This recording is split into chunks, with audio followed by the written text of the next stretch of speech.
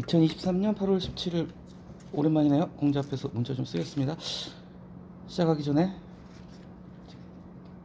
좀 이 말씀 드리고 싶어요. 누군지 모르겠어요. 구독자가 2명이 됐어요.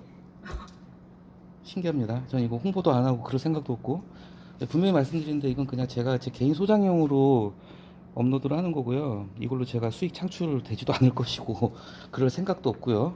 예, 그래서 뭐 일절 굉장히 허접합니다, 사실. 예, 따로 제 음성만 녹음이 되고 따로 제가 뭐 화면 디자인이나 동영상을 넣지도 못해요. 그럴 여력도 안 되고. 이걸 하는 취지는 그냥 매일매일 실리는 사설 칼럼 중에서 좀 괜찮다 싶은 글들을 제 마음대로 선정했습니다. 그래서 한번 같이 읽어보고 글의 구조나 좀 생각해 볼 거리를 한번 같이 나눠보기 위해서 하는 건데요. 그래도 어쨌건 누군지는 모를 두 분한테 정말 감사드립니다. 예, 별로 구독할 가치 없는 채널인데요. 분명히 말씀드리면 저는 이걸로 뭐 수익 창출을 꿈도 안 꾸고요. 그럴 생각도 없어요. 홍보할 생각도 없고요. 그래도 어쨌건 관심 가지고 구독을 해주시는 두 분께 누군지 모르지만 감사를 드릴게요.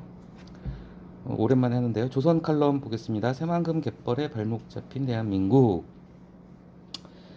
이것도 요약이 잘 돼 있죠. 그 밑에 세 줄. 원래 이거 쌀 농사 지으려고 했던 땅이었어요. 근데 지금 뭐 쌀 지금 남아 돌줘서 누구 안 먹지도 않죠 지금. 그래서 뭐 국제공항 크루즈부도 이거 뭐 카지노 짓자는 얘기도 있었어요. 예. 그런데 이제 두 번째 장에서 LG에서 스마트팜을 제안을 했는데 이때 전라북도 의회하고 농민들이 반대를 했다는 거죠. 그래서 새로운 성공 방정식이 필요하다. 좀 미래를 위해서 모두 마음을 열자 이런 얘기인데, 이걸 선정한 이유는 중간에 나오는 대목 중에 좀 우리가 의미심장하게 봐야 될 부분이 있어요. 근데 이것도 약간 카르텔처럼 정의를 했는데, 뒤에 보겠지만은 국책 사업에 끼어들어 한몫 잡으려는 업자들, 책임의식 없는 지역 공무원, 표심을 노리는 정치권이 결탁. 이게 뭐 어느 정도는 일정 부분은 인정을 안 할 수가 없는 부분인 것 같아요. 제가 경험을 좀 해보니까 이런 부분에서 세금 낭비도 생기고 지역 텃세랄까 이런 게 많이 있겠죠. 이 글은 괜찮은 부분이 뭐냐면 이승만 농지개혁을 가지고 글을 시작을 했어요. 그리고 농지개혁의 기본 원칙이 뭐였죠? 경자유전입니다. 경자유전. 직접 농사를 짓는 사람이 땅을 소유하게 하자는 거잖아요. 경자유전. 예. 그게 바로 과거의 성공 방정식이었죠. 경자유전. 그 전까지는 경자유전 아니었잖아요. 아시잖아요. 조선시대에 지주가 따로 있고 농노가 따로 있고 그런 시스템이었는데, 해방이 되고 이제 농지개혁, 북한도 농지개혁을 했고 우리도 농지개혁을 했고, 제가 전에 말씀드렸을 거예요. 농지개혁을 우리는 엄청나게 성공을 한 겁니다. 유상몰수, 유상분배를 했기 때문에. 그리고 이 농지개혁을 시작으로 대한민국의 어떤 산업화가 시작이 된 것이고, 뭐 이래저래 욕은 많이 먹지만 이승만 대통령의 최대 치적 중에 하나 이 농지개혁을 성공했다는 것이고, 농지개혁을 성공했기 때문에 적화통일을 막을 수가 있었어요. 그때 당시에 만약에 우리 남한의 국민들이 이승만 정부에 대해서 반감이 있었다거나 싫어했다면 쌍수 들고 인민군을 환영했겠죠. 그랬을 수도 있어요, 진짜로. 근데 남한의 농지개혁이 성공적으로 잘 됐기 때문에 우리가 적화통일도 막을 수 있었다. 그 전에 한번 봤던 것 같고요. 그래서 한동훈 법무부 장관의 발언으로 시작을 합니다. 최근에 한 발언을 갖다, 이것도 이제 하나의 방법이에요. 이 글을 쓴 필자가 자신의 언어로, 자기의 목소리로 자기가 얘기하는 걸로 해서 이승만 정부의 농지개혁이야말로 어쩌고 저쩌고 뭐 이렇게 얘기하는 것보다, 뭔가 어떤 권위를 가진 사람, 공적인 신분을 가진 사람이 공적인 발언을 최근에 한 걸 갖다가 끌어오는 게 글의 설득력을 더 배가시키는 방법이겠죠. 또 조선일보는 성향상 한동훈 법무부 장관하고 친합니다. 예. 그래서 이런 얘기를 했죠. 또 긍정적 의미, 이건 분명하게 인정하고 들어가야 됩니다. 이승만 정부 공과가 있고 빛과 그림자가 있지만 이 농지개혁이라는 건 정말 크게 성공한 부분이고, 그래서 미래를 위한 발전적 제도개혁의 필요성을 역설했다. 그 뒤에 나오죠. 우리의 역사가 그랬다. 뭐 다 아시는 내용이고요. 자, 그래서 이게 바로 1948년 두 번째 달 끝부분이요. 건국 이후 75년 만에 이루는 기적. 이게 바로 이제 현재 대한민국이에요. 지금 오늘날의 대한민국. 지금 오늘날의 대한민국을 일으켜 세운 근본이 된 게 바로 이 대대적인 농지개혁이었다. 성공적인 농지개혁이었다. 자, 근데 농지개혁은 다 좋은데 문제는 과거의 성공 방정식. 그러니까 과거 75년 전에 농지개혁이 성공했을 때 그 방정식이 뭐냐, 공식이 뭐냐, 어떤 성공의 공식이 경자유전이었다는 거죠. 근데 이걸 갖다가 이제 뒤에서 이제 그 LG 스마트팜 반대하는 걸 가지고 오면서 다시 이제 경자유전 얘기가 나오는데요. 참신하게 구성을 잘 한 것 같아요. 그 경자유전이라는 원칙이 현재 발목을 잡고 있다는 거죠. 그래서 이제 새만금 땅을 간단하게 소개했습니다. 87년, 뭐 벌써 몇십 년이죠 이때가. 뭐 이때 이제 대선 공약으로 시작이 됐고 이게 새만금이요. 간단히 보면은 이게 아시죠? 바다 물을 막아버린 거예요. 방조제 뚝을 쌓아가지고 그래가지고 거기를 갖다 땅으로 이제 없던 땅을 지도를 새로 만들어 버리는 거죠. 그런데 읽어보셔서 아시겠지만 이때 당시만 해도 87년만 하더라도 그쵸? 그때만 하더라도 우리나라가 농업이 상당히 좀 중요했었을 때고요. 그래서 거기를 갖다가 비옥한 땅으로 만들어 가지고 쌀농사 지으려고 생각을 처음에는 염두에 뒀었던 거죠. 그런데 상황이 바뀌었죠. 아직도 지금 농민들은 여기 나오지만 이 쌀 직불금 제도라는 게 있어요.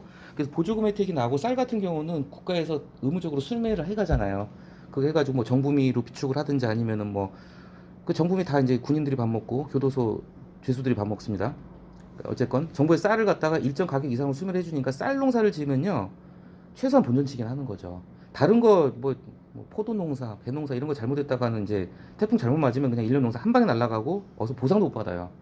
이제 참고로 말씀드리면 그래서 농작물 재보험 제도라는 게 있어요. 그래서 그 재보험에 가입을 하면 보험료가 되게 저렴해요. 보험료의 한 90% 가까이를 갖다 정부 지자체가 부담을 해주고 본인이 10%만 부담을 하는데 그 재보험 가입을 하면은 나중에 태풍을 맞아가지고 농사가 망쳐도 일정 부분 보험금을 주는 제도가 있어요. 요즘 많이 확대되고 있고 들어보셨나 모르겠는데 이걸 이제 그 손해를 갖다 평가하는 자격증이 손해평가사라는 자격증이 있어요. 아무튼 그건 그렇고 어쨌건 간에 그동안은 우리가 쌀농사에 그러니까 농민들도 이제 위험 부담을 줄이기 위해서 쌀농사에 편중했다. 그러니까 지금 쌀 남아돌잖아요. 쌀 잘 먹지도 않고 그죠? 그러니까 새만금 그 넓은 땅에다가 쌀농사를 짓는다. 이제 그 이제 물 건너 갔다는 거죠. 자 그리고 이게 참 좀 쓴소리인데 제가 봤을 때 이런 게 있는 것 같아요. 중앙 정부나 아니면은 중앙 언론은요 약간 지방에 대한 불신이 있어요. 지방자치 제도에 대한 불신. 이제 그 카르텔 이권이라는 게 나오는 건데 현실적으로 존재합니다.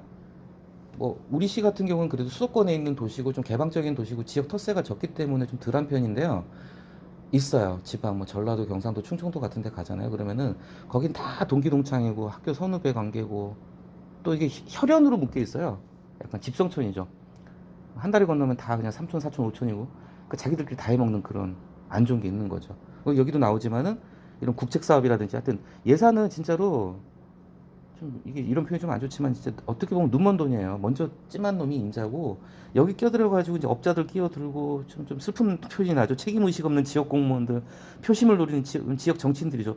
이 사람들이 결탁을 해가지고 빠져나올 수 없는 수렁이 돼버렸다. 갯벌 말 그대로 갯벌이 돼버린 거죠.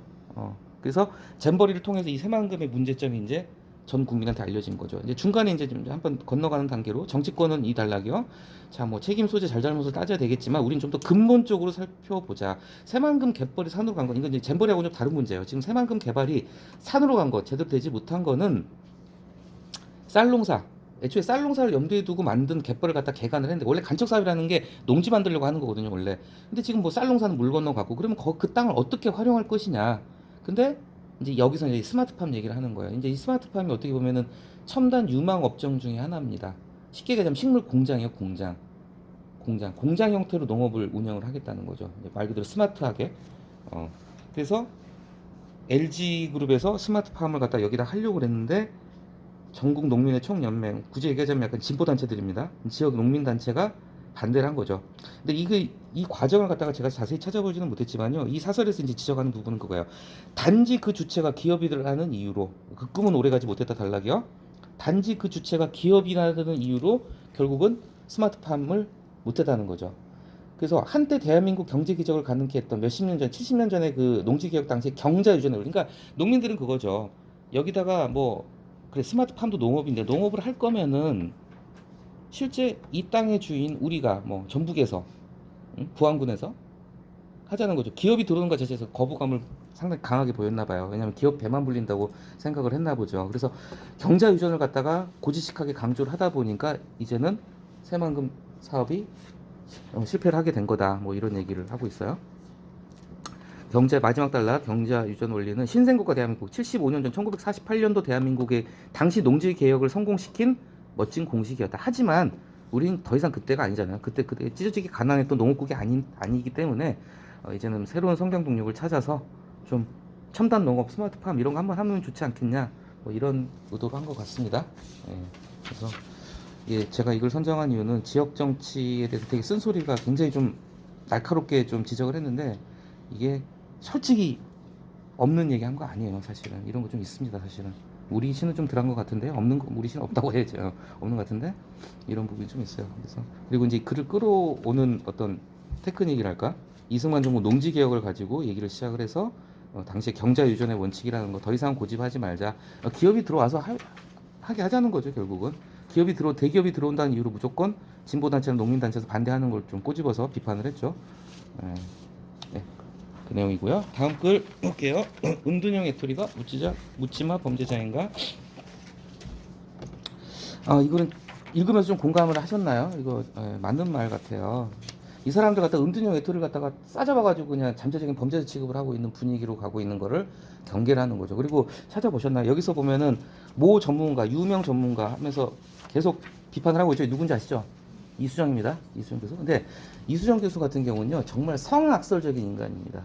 이분 물론 공부 많이 하시고 정말 좋은 일도 많이 하시고 뭐 정치적으로 좀 논란이 되는 부분이 있어요. 그런데 이분은요, 퇴근을 해서 집에 가면은 여가를 어떻게 활용하냐면요, 동물 영상을 본대요. 동물의 왕국이나 동물 관련 컨텐츠만 본대요. 유튜브에 뭐 고양이들, 강아지를 재롱 돌고 이러고. 이 이유가 물어보니까 인간에 대한 불신 때문이라는 거예요.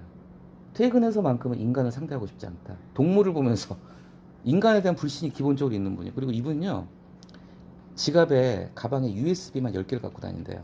이분은 인터넷 뱅킹 안 쓴대요. 인터넷 쇼핑도 안 한대요. 그만큼 그런 해킹이나 뭐 스미싱이나 피싱 같은 범죄에 대한 그 경계심이 강한 분이에요. 인간에 대한 불신. 그리고 어디를 가든지 간에 데스크탑 컴퓨터 안에 파일 절대 저장. 그래서 USB를 갖고 다니는 거예요. 파일을 저장을 절대 안 시키는 분이에요. 그러니까 이분 무서운 분이에요. 그만큼 인간에 대한 불신. 왜냐면 이분은 범죄 심리학이에요. 심리학에도 여러 분야가 있는데 그렇잖아요. 뭐 노인 심리학, 뭐 여러 가지 심리학이 있잖아요. 아동 심리학, 뭐 여러 분야가 있을 텐데 이분은 범죄자들만 상대로 하고 그 흉악한 범죄 쪽 일만 다루다 보니까 인간에 대한 불신이 생겨버린 거예요. 그러다 보니까 지금 이수정 교수는 몇 개쯤 보니까 그래요. 요새 이제 흉악범들 이런 묻지마 칼부림 사고 하고 나고 하니까 언론에 출연해가지고 이제 자꾸 이제 그런 쪽으로 얘기를 하셔요. 이런 은둔형 외톨이들을 잠재적인 범죄자로 이렇게 단정을 짓는 듯한 발언을 하셨고, 그래서 이 다른 상담 심리학자가, 이분도 심리학자인데 20분 심리학자가 이제 반론을 제기를 한 거죠. 첫 단락에서 이제 은둔형 외톨이를 얘기를 했습니다. 항상 어떤 글이나 통계가 들어오는 게 좋겠죠. 근데 정확하게 추산이 안 돼요. 보세요. 24만, 53만 명. 이거 편차가 엄청난 거죠. 이거는 뭐 정확히 파악이 안 된다는 거예요. 수십만 명이긴 한데 이게 몇만 명인지 파악이 안 된다는 거죠. 자, 근데 최근에 이제는 엽기적인 사건 터지면서 이 은둔형 외톨이들에 대한 우려가 확산되고 있다. 자, 관심을 많이 가져주고 있는데 대체로 다들 이 사람들을 갖다가 범죄자로 예단, 미리 지레짐작해가지고 단정을 지어버리는 그런 분위기를 이 글쓴이는 이제 걱정을 하시는 거예요. 그래서 대놓고 얘기는 안 했지만 일부 전문가, 계속 나온 이 전문가는 이수정 교수입니다. 자, 고립에 대한 불만이 사회를 향한 분노가 되고 불특정 다수에 대한 묻지마 문제로 이어진다. 솔직히 저도 이 칼럼 읽기 전까지는 약간 그런 선입견을 가지고 있었어요. 하도 다들 그렇게 얘기를 하니까 그 일본에서 온 그 히키코모리들 그런 은둔형 외톨이가 이런 끔찍한 범죄자의 잠재적인 범죄자다. 저도 약간 그런 마인드를 가지고 있었는데 아니라고 부정을 하는 글입니다. 이 글은. 근데 부정을 함에 있어가지고 좋은 거죠. 자신이 경험한 걸 갖다가 직접 썼어요. 세 번째 단락. 하지만 나 심리학자야. 심리학자야. 그것도 이런 히키코모리들, 은둔 고립 청소년들을 지원하는 기관에서 8년 동안 내가 수백 명을 만나봤는데 실제 내가 만나본 결과 이 사람들 갖다가 그렇게 악마화하지는 않았으면 좋겠다는 얘기를 하는 거예요. 이 사람들은 자기 자신이 낙오가 되고 자기 자신이 꿈을 가질 수가 없고 자기 자신의 형편이 엉망진창이다 보니까 그것에 대해서 스스로에 대해서 자책을 한다는 거죠. 스스로에 대해서 사회를 향해서 분노를 갖다가 방출하기보다는 스스로를 자책을 한다. 자책을 신음처럼 표현했다. 좀 슬픈 표현이죠. 그래서 은둔형 외톨이들이 사회에 대한 반감을 가지고 사회를 향해서 묻지마 칼부림을 한다는 그런 공식 자체를 이분은 이제 부정을 하고 있는 거예요. 근데 이제 이거를 보면서 느낀 건데 뭐냐면은 자, 그러니까 은둔형 외톨이들 중에서도 그런 게 분노가 밖으로 표출이 돼가지고 빵 터지는 진짜 정말 문제들이 있을 것이고, 그러니까 일부는 그런 사람도 있겠지, 그렇죠? 근데 다는 아니다, 이제 그런 얘기를 하는 것 같아요.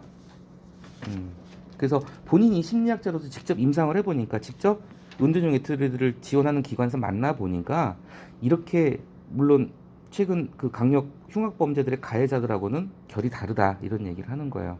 자, 이 글은 어떤 부분이 좋냐면요, 이 우리가 사용하는 은둔형 외톨이라는 용어는 이 단락하고 이 단락이 참 좋은 것 같아요. 자, 천천히 읽어볼게요. 은둔형 외톨이라는 용어는 은둔형과 외톨이라는 두 일반 명사의 조합이다. 이게 중요해요. 일반 명사.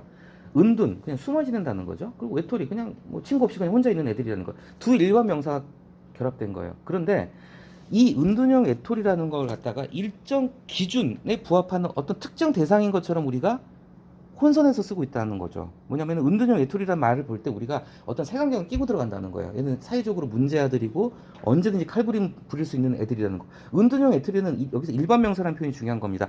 어쨌거나 은둔형 맞아요. 집에 숨어서 안 나와. 외톨이 친구 없어. 그냥 그뿐이에요. 근데 거기다가 사회적인 어떤 기준을 갖다가 씌워버린다는 거예요. 그러면서 잠재적인 범죄자를 만들고 있다. 이 점을 갖다 비판하는 거예요. 단지 얘들은 그냥 친구 없는 애들이고 집에 있는 애들일 뿐인데, 그리고 직접 만나보니까 오히려 이 사람들은 좀 내향적이라는 거죠. 물론 그 내향적인 게 분노가 밖으로 터져가지고 사고를 일으키는 경우가 없지는 않겠지만 자기 자신에 대한 자책이 많은 애들이고 불쌍한 애들이다 쉽게 해서 이렇게 얘기하는 거예요.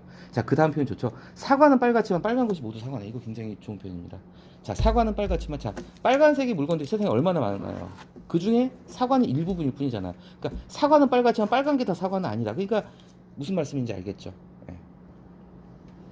쉽게 예단을 하고 이퀄 관계로 등치화시키면 안 된다는 거죠. 그리고 이제 이수정 교수를 은근히 비판을 하고 있죠. 전문가는 그 영역에 대해 더 많이 더 정확하게 알 것이라는 어떤 신뢰가 있죠. 일반 대중의 신뢰가. 그래서 사회적 영향력이 크다. 그러니까 동시에 막중한 책무를 간다. 제가 엊그저께 말씀드렸죠. 힘하고 책임은 같이 다니는 거예요. 권력, 권한, 이게 힘이잖아요. 힘하고 책임. 힘이 있는 데서 책임이 생겨나는 거고 그런 거죠. 그래서 사회적 영향이 그만큼 이수정 교수 같은 경우 잘 나가시는 분이잖아요. 그죠? 방송 토론도 자주 하고 그분의 말 한마디 한마디를 갖다 다 일일이 기사화하고 있잖아요. 그만큼 사회적 영향이 크다면 좀 책임감을 가지고 일을 하세요. 은근히 좀 이게 비판을 하고 있습니다. 자, 일부 전문가께서 이수정 교수의 생각대로 가자면은 그 말을 갖다 그대로 따라가자면은 결국은 이 사람들 잠재적 범죄자 취급을 하게 되니까 어떻게 나오죠? 위험자 격리, 돌발 행동 예의주의, 처벌. 결국은 이 사람들을 갖다가 더 고립을 시키고 더 문제를 키울 수 있다는 걸 얘기를 한 거예요. 그래서 이수정 교수의 말을 직접 인용해서 이거 가지고 찾았어요. 이 유명 자문가 딱 보니까 이수정 같은데 맞나 싶어가지고 그때 인터넷 쳐보니까 아니야 다를까 이수정이더라고요. 사회화의 범위 바깥에 있는 비사회화된, 그러니까 은둔형 외톨이 이 청소년기부터 이 젊은 친구들한테 사회적 규범을 알려줄 필요가 있다. 그러니까 뭐냐면은 얘들한테 외부에서 교정을 시켜야 된다는 거예요. 외부에서 약간 강제적인 거죠. 약간 그러니까 집에만 있고 사회화가 안 되어 있는 이들 은둔형 외톨이를 갖다가 사실상 강제적으로 사회화 규범을 주입을 해야 된다는 거죠. 강제적으로 이 사람들 양주로 끌어내야 된다. 이제 이런 논리를 이수정 교수는 얘기를 하고 있는데 여기에 대해서 이제 반대를 하는 거죠. 이제 아까도 계속 말씀드렸지만은 보는 시각이 달라요. 은둔형 외톨이를 보는 시각. 이수정 교수는 굉장히 부정적인 시각으로 보고 있고 교정의 대상으로 보고 있고 약간 성악설적인 시각으로 보는 거예요. 얘네가 결국은 악인이 되고 사고를 칠 우려가 크다. 근데 이분은 조금 더 따뜻한 시선으로 보는 거예요. 단지 친구가 없고 그냥 집 밖에 안 나올 뿐이지 얘들 전부 다 나쁜 애들 아니다. 얘들 갖다 잘 어떻게 좀 케어해주고 양지로 나올 수 있게 이렇게 조심조심 돌봐야 되는 대상이다. 대상을 보는 시각 자체가 완전히 다르다는 거죠. 그 다음 단락에 나오고 있죠. 지원책을 마련하고 있고 민간기관에서도 많이 늘고 있다는 거죠. 한쪽에서는 이들이 세상과 어우러져 살아갈 수 있도록 돕고, 그런데 한쪽에서는 이렇게 하는 시각이 있는 반면 다른 쪽에서는 묻지마 범죄 인과관계 있다고 몽둥이를 내세운다. 그렇게 되면은 오히려 더 안 좋게 된다는 거죠. 다음 단락에 또 나오죠. 은둔형 외톨이는 사회적 시선이 무서워서 숨은 사람들이다. 근데 자꾸 이 사람들 갖다 잠재적 범죄 측으로 하면 더 안으로 깊이 숨어버린다는 거죠. 그럼 나중에 더 큰 문제가 될 수도 있다는 얘기를 하고 있는 거예요. 이거 중요합니다. 특정 사회 구성원에게 부정적 프레임을 갖다가 색안경을 끼고 봐버리면요. 그들은 그 색안경에서 벗어나기 위해서 스스로 그렇지 않음을 애써 증명해야 된다. 그래서 이 몸부림이 처절하게 되겠죠. 근데 이런 은둔형 외톨이들은 이런 걸 잘 못하는 사람들이에요. 자기 표현을 잘 못하는 사람들인데 이 사람들한테 너 그렇지 않다는 걸 스스로 증명해. 이걸 갖다 강요하는 것밖에 되지 않는다. 그래서 예단이란 단어가 두 번 반복이 됩니다. 그래서 예단, 미리 예자죠. 미리 단정 짓지 마라. 지레 짐작하지 마라. 이걸 갖다가 이 비극적 사건들 갖다 왜 은둔형 외톨이를 갖다 끌어들여가지고 은둔형 외톨이 전체를 갖다가 잠재적인 범죄 집단을 만드느냐? 아니다.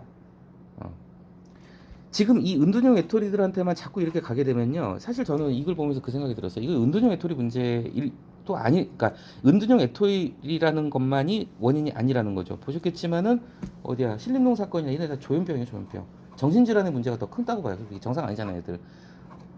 조현병 말 그대로 좀 정신 이상한 애들인데 그런 차원에서 좀 접근을 해야 될 부분인 것 같아요. 그래서 가해자가 갖고 있을 더 많은 원인을 더욱 파악하기 어렵게 된다. 자꾸 거기만 은둔형 외톨이만 집중을 하게 되면은 다른 원인을 우리가 또 못 보게 되는 부분이 있다는 거죠. 자, 그리고 이게 참 중요합니다. 더욱이 많은 청년을 방 안으로 도망치게 한 우리 사회의 책임. 우리 사회가 자꾸 경쟁 위주로 가게 되고 금수저, 흙수저 갈리게 되고 승자 독식이 되고 결국 우리 사회 책임이라는 거죠. 은둔형 외톨이를 만드는 것은 우리 사회 책임이다. 우리 사회 구조가 갈수록 경쟁 구조가 되고 승자 독식이고 한 번 경쟁에서 누락이 되면은 다시 재기할 길이 없게 돼 버리고 그러니까 이 사람들은 방에 처박아서 게임만 하고 있게 되고 자 그래서 이들을 돕지 않을 거라면 무책임한 위협이라도 하지 말아야 한다. 이게 상당히 좀 이렇게 부드럽게 쓰였지만 상당히 결국은 이수정 교수의 시각에 대해서 굉장히 정면으로 반대를 하는 글입니다. 그래서 이런 시각이 있다는 것도 한 번은 봐야 될 것 같고요.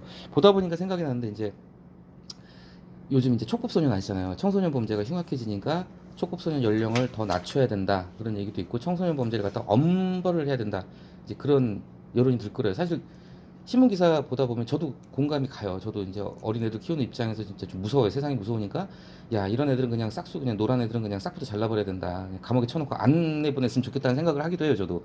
그런데 청소년기는 아직 인격이 성숙이 안 됐기 때문에 얘들 갖다가 무조건 처벌하고 격리할 게 아니라 좀 교정 교화를 해서 건전한 사회 구성원이 될 수 있게 우리가 좀 다독다독 해줘야 된다는 시각도 만만치 않게 있다는 거거든요. 보는 시각의 차이인데 이제 그런 부분도 같이 좀 생각을 해보고, 그러니까 이 글을 보시면서 어떤 현상을 놓고 상반되는 시각이 있을 수 있다는 거, 그리고 아 이렇게 보는 시각도 있구나.